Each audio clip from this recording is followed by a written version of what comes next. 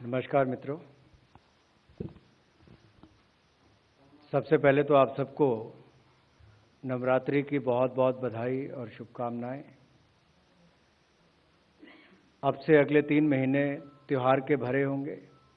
देश भर में नवरात्रि, दुर्गा पूजा, दशहरे से लेकर दिवाली हो, छठ पूजा हो, गुरुपुरब हो, क्रिसमस तक 3 महीने लगातार त्योहार त्योहार त्योहार ही रहते हैं। और इन 3 महीनों में जहां त्योहार होंगे तो हमारा भी प्रयास है कि लोगों के मन पे मुस्कुराहट भी हो, खुशियां भी हो। और आज के निर्णय भी माननीय प्रधानमंत्री नरेंद्र मोदी जी के नेतृत्व में जो मंत्रिमंडल की बैठक हुई उसी दिशा में है। पहला निर्णय मंत्रिमंडल ने प्रधानमंत्री जी की अध्यक्षता में प्रधानमंत्री गरीब कल्याण अन्न योजना को अगले 3 महीने के लिए मंजूरी दी है, उसके विस्तार के लिए मंजूरी दी है। 80 करोड़ से ज़्यादा लोगों को इसका लाभ मिलता है और इसमें अगले 3 महीने में लगभग 122 लाख मीट्रिक टन खाद्यान्न देश भर के 80 करोड़ से ज़्यादा गरीबों को मिलेगा, जिस पर लगभग 44,762 करोड़ रुपया खर्च आएगा। पहले से लेकर छठे चरण तक 3,45,000 करोड़ रुपये अब तक इस पर खर्च किया जा चुका है। I'll come back, I'll speak in detail later on. पहले से छठे चरण तक 3,45,000 करोड़ रुपया अब तक इस पर व्यय हुआ है, अनुमानित जो सब्सिडी मिली है। और 7वें चरण में 122 लाख मीट्रिक टन खाद्यान्न 80 करोड़ से ज़्यादा ज़रूरतमंद गरीबों को मिलने वाला है और कुल मिलाकर लगभग 3,91,000 करोड़ रुपया इसके ऊपर खर्च आएगा अब तक। दूसरा विषय सरकारी कर्मचारियों से लेकर है, पेंशन धारकों से लेकर है। मंत्रिमंडल ने 1 जुलाई 2022 से देय केंद्र सरकार के कर्मचारियों और पेंशन भोगियों को 4% की दर से महंगाई भत्ते और महंगाई राहत की अतिरिक्त किस्त जारी करने की मंजूरी दी है। सालाना 12,852 करोड़ रुपए का बोझ सरकारी खजाने पर पड़ेगा और 8 महीने के लिए, जो अभी हम जुलाई 2022 से फरवरी 2023 तक देखें तो 8,568 करोड़ रुपए का बोझ वित्तीय वर्ष 2022-23 में पड़ेगा। लेकिन इससे लाखों ऐसे सरकारी कर्मचारी और जो पेंशन धारक हैं उनको लाभ मिलेगा। तीसरा निर्णय प्रधानमंत्री जी का जैसे मानना है कि रेलवे का कायाकल्प में रेलवे स्टेशन के विकास का महत्वपूर्ण स्थान हो और स्टेशन डेवलपमेंट को लेकर आज महत्वपूर्ण निर्णय लिया गया है। और ये भी 3 ऐसे बड़े रेलवे स्टेशन, नई दिल्ली का हो जो देश की राजधानी है, या छत्रपति शिवाजी महाराज टर्मिनस मुंबई हो, या अहमदाबाद रेलवे स्टेशन हो, इनके रीडेवलपमेंट के लिए 10,000 करोड़ रुपए का निवेश को मंजूरी दी है, जिसके विस्तार में आदरणीय रेल मंत्री अश्विनी वैष्णव जी आपको विस्तार में बताएंगे। लेकिन मैं एक एक करके आपको पहले निर्णय से दूसरे निर्णय तक बताना चाहूँगा कि मित्रों, प्रधानमंत्री पद की शपथ लेने के बाद मोदी जी ने कहा भी था कि उनकी सरकार वंचित, पीड़ित, शोषित, गरीब, मजदूर, महिलाओं के लिए समर्पित होगी। और उसका एक बहुत बड़ा उदाहरण हम सबको कोविड-19 महामारी के समय देखने को मिलता है। देश और दुनिया के सामने बहुत बड़ी मुसीबत थी। उस समय जहां प्रधानमंत्री जी ने देश को नेतृत्व भी दिया, जहां एक और वैक्सीन बनाकर 200 करोड़ वैक्सीन मुफ्त में लगाने का काम किया, वहीं सबसे पहला निर्णय भारत सरकार का क्या था? प्रधानमंत्री गरीब कल्याण अन्न योजना। और ये गरीब कल्याण अन्न योजना अप्रैल 2020 से चली और 25 महीने तक देश के 80 करोड़ से ज्यादा गरीबों को, जरूरतमंद परिवारों को अनाज देने का काम किया गया। और जितने उनके पात्रता पहले थी उनकी मात्रा को दुगना, यानी कि जब इसको एडिशन किया 5 किलो अनाज प्रति व्यक्ति प्रति माह, 25 महीनों तक देने का काम किया। अब इसको विस्तार अगले 3 महीने यानी कि अक्टूबर से लेके दिसंबर 2022 तक किया गया है।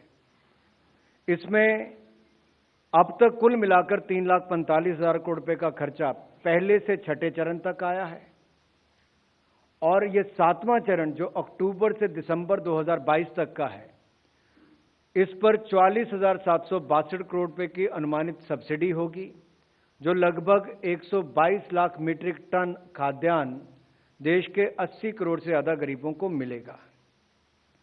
और ये त्योहार के सीजन में जरूरतमंद गरीब के चेहरे पर एक और मुस्कुराहट भी लाएगा। तो आपदा से अभी भी दुनिया, इस महामारी से अभी बाहर निकली नहीं है। बहुत सारी ऐसे संकट देश और दुनिया भर के सप्लाई चेन में देखते भी हैं। तो ये उस दिशा में भी एक कदम है कि त्योहार के समय भी गरीब के साथ मोदी जी की सरकार लगातार खड़ी है।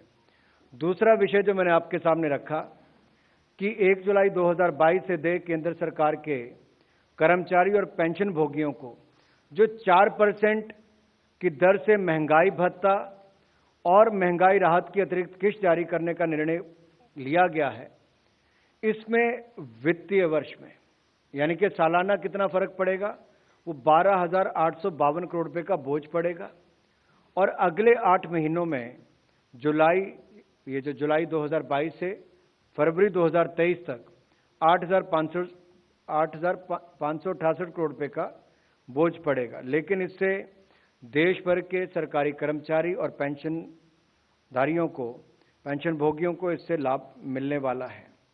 ये दोनों ही निर्णय त्योहार के समय भी है। और जो अगला बड़ा निर्णय जो रेलवे विभाग से जुड़ा है, मैं आदरणीय अश्विनी वैष्णव जी से अनुरोध करता हूं कि उसको विस्तार में आप सबके सामने रखें, जो प्रधानमंत्री जी की कल्पना है और जो रेलवे विभाग उसको पूरा करने जा रहा है। बहुत धन्यवाद। आप सब जानते हैं कि रेलवे के साथ प्रधानमंत्री जी का एक भावनात्मक जुड़ाव है और रेलवे के हर डायमेंशन को, चाहे स्टेशन हो, ट्रेन्स हो, पैसेंजर एमिनिटीज़ हो, सेफ्टी हो, नई नई टेक्नोलॉजीज़ को लाना हो, हर तरीके से प्रधानमंत्री जी एक बहुत ही सिस्टमेटिक तरीके से रेलवे के डेवलपमेंट के लिए हम सबको मार्गदर्शन देते हैं। उसी कड़ी में रेलवे स्टेशंस के रीडेवलपमेंट का जो काम है, उसमें टोटल डिज़ाइन के जो एलिमेंट्स हैं कि कैसे डिज़ाइन होना चाहिए, किस तरह से सोचना चाहिए, इसके बारे में आज एक बहुत ही महत्वपूर्ण निर्णय लिया गया है। माननीय प्रधानमंत्री जी का ये कहना है कि स्टेशन शहर का एक सेंट्रल प्लेस होता है, तो उसका जो डेवलपमेंट हो वो शहर के साथ एक इंटीग्रल डेवलपमेंट के हिसाब से होना चाहिए। इसका इंटीग्रल डेवलपमेंट के माने क्या है? इंटीग्रल डेवलपमेंट में इस तरह से है, स्टेशन के दोनों तरफ शहर का विस्तार हुआ। तो जनरली हम देखते हैं कि पुराने शहर जितने भी हैं उसमें रेलवे स्टेशन एक तरीके से शहर के 2 हिस्सों के बीच में स्थित रहता है। तो स्टेशन शहर के दोनों हिस्सों को जोड़ने वाली कड़ी बने, ऐसा डिजाइन का एलिमेंट आना चाहिए। सबसे पहली बात ये। दूसरी बात ये कि स्टेशन के साथ साथ जब शहर डेवलप हुए तो बहुत कंजेस्टेड तरीके से अलियां गलियां बनी और वहां पे आना जाना मुश्किल होता है। तो किस तरह से स्टेशन तक आना, स्टेशन से जाना, उस एरिया से निकलना, इसके लिए जो ट्रांसपोर्टेशन ट्रैफिक का प्लानिंग करना है, वो आज के हिसाब से नहीं, आगामी 50 वर्षों के हिसाब से सोच के वैसी प्लानिंग करो जिससे कि कोई भी काम करने में एक स्थायी समाधान निकले शहर के लिए। तीसरा, स्टेशन के अंदर अगर हम जाएं तो आज हम देखते हैं कि स्टेशन की बिल्डिंग होती है, फिर प्लेटफॉर्म होते हैं, फिर पटरियां होती है, फिर एक फुट ओवर ब्रिज पुलिये के ऊपर से अगर जाएं फिर प्लेटफॉर्म्स होते हैं, फिर आगे पटरियां होती है। ये कंस्ट्रक्ट 100 वर्षों से चला आ रहा था। इसकी बजाय एक नया डिजाइन एलिमेंट जिसमें कि रूफ प्लाजा एक बने। रूफ प्लाजा का माने क्या हुआ कि जो हमारे प्लेटफॉर्म्स और पटरियां हैं, इनके ऊपर की जो स्पेस है, इस स्पेस का मैक्सिमम यूटिलाइजेशन हो सके। यहाँ पे एक नई अर्बन स्पेस बने, एक स्थायी जगह बने जिस पर फूड कोर्ट्स हो, अच्छा वेटिंग एरिया बने, बच्चों के खेलने के लिए जगह बने। मान लो पेरेंट्स जा रहे हैं, बच्चों के साथ जा रहे हैं, बच्चों को उस वक्त संभालना मुश्किल सा होता है। मैं तो जब बच्चे छोटे थे तो कई बार एक बच्चा इधर दौड़ रहा है, एक बच्चा इधर दौड़ रहा है, तो खेलने की एक छोटी सी जगह बन जाए। लोकल प्रोडक्ट्स है, अगर आप जाओ किसी भी शहर के, देश के कोने कोने में जाओ, कहीं पे साड़ी, कहीं पे खिलौने, कहीं पे अलग तरह की मिठाई, जो लोकल प्रोडक्ट्स हैं, लोकल प्रोडक्ट्स की सेल का भी एक पॉइंट हो। तो ये जो रूफ प्लाजा बने, ये रूफ प्लाजा एक नई अर्बन स्पेस की तरह डेवलप हो, जिसमें जैसा आपने कई अच्छे वर्ल्ड क्लास स्टेशंस में देखा होगा, इस रूफ प्लाजा में बहुत सारी फैसिलिटीज रहे। चौथा, हर तरीके से दिव्यांग फ्रेंडली, हर तरीके से पॉसिबल हो, ग्रीन, सोलर पैनल्स लगे रूफ के ऊपर, एनर्जी कंजम्पशन मिनिमाइज हो, सफाई और इन सब की चीज़ों का एक इंटीग्रल तरीके से डेवलप हो। तो ये एक इंटेलिजेंट बिल्डिंग, एक सस्टेनेबल बिल्डिंग, एक ग्रीन बिल्डिंग और एक सिटी फ्रेंडली सिटी सेंटर बने, उस कल्पना के साथ स्टेशंस का डिज़ाइन हो।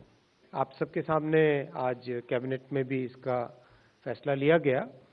टोटल देश के 199 स्टेशंस का रीडेवलपमेंट का काम चल रहा है, जिसमें बेसिकली 50 लाख से ऊपर जहां ट्रैफिक है, फुटफॉल है साल का, उन सब स्टेशंस को एक साथ लिया जा रहा है। और जैसे जैसे इसमें प्रोग्रेस होगी, उसके नीचे 50 के बाद में 10 लाख से ऊपर वालों को भी नेक्स्ट फेज में लिया जाएगा। इसमें से 47 स्टेशंस के टेंडर निकल चुके हैं और 32 स्टेशंस पे काम फिजिकली चालू हो चुका है। 3 जो देश के सबसे बड़े स्टेशंस हैं, नई दिल्ली, मुंबई का छत्रपति शिवाजी महाराज टर्मिनस और अहमदाबाद स्टेशन, ये 3 जो बहुत बड़े स्टेशंस हैं, इन स्टेशंस के लिए आज कैबिनेट ने, माननीय प्रधानमंत्री जी ने कैबिनेट में 10,000 करोड़ रुपए इनके लिए सैंक्शन हुए। उसके डिजाइन के कुछ एलिमेंट्स आपके सामने इस प्रेजेंटेशन के माध्यम से रखेंगे।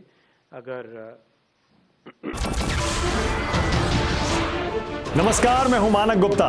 अगर आपको हमारा ये वीडियो पसंद आया हो तो इसे लाइक और शेयर जरूर करें, और हां, हमें सब्सक्राइब और फॉलो करना ना भूलें, ताकि आप देश और दुनिया की कोई खबर मिस ना करें। तो जुड़े रहिए हमारे साथ और देखते रहिए न्यूज़ 24।